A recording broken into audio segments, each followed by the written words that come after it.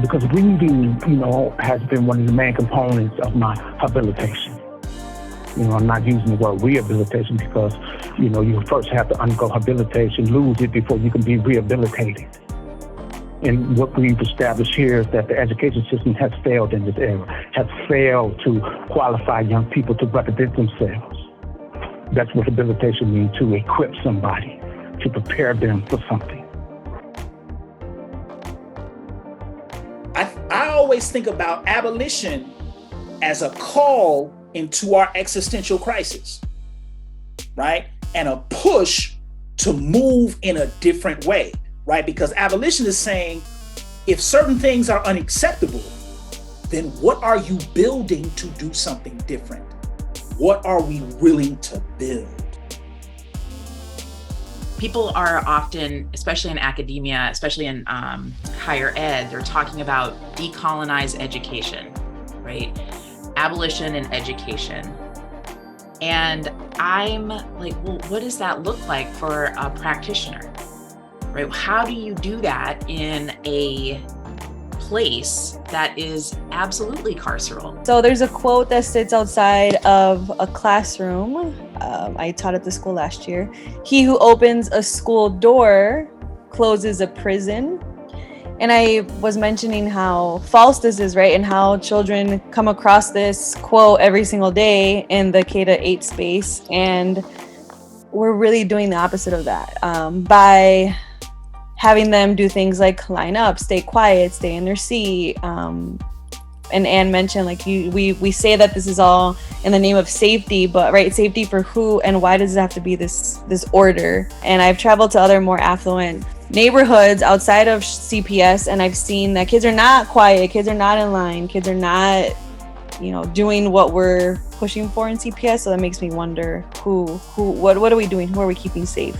I was focused then on truth telling and teaching, and how within our school, there has to be some, with all the adults, there has to be some unlearning for sure, because as we consider, we've never been taught to critically analyze or think about history. It's always delivered as, dates and facts, and this is it, and that's the information. Sometimes people don't want to accept that, well, that wasn't right, or that wasn't the full picture.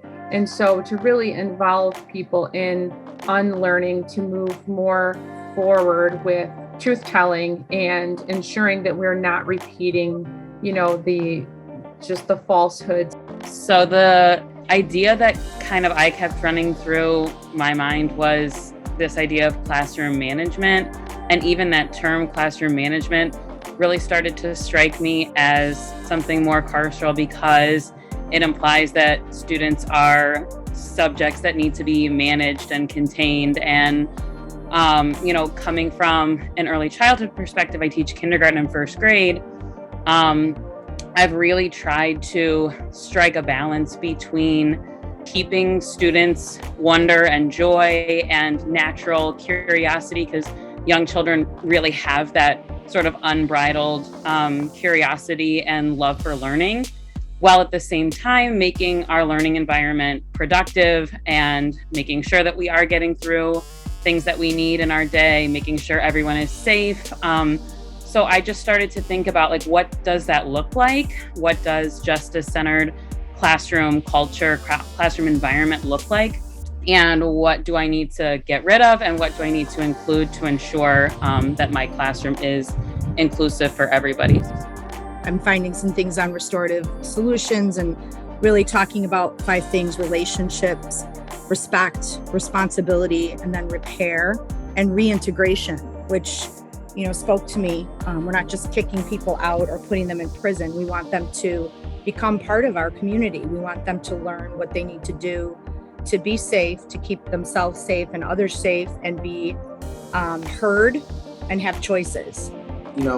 Ensuring that we talk to our children and talk to the students with love, and we embrace love for ourselves as well. A lot of teachers are afraid to do that. A lot of teachers are afraid to just show a whole nother side of themselves, because we're not this professional teacher all the time.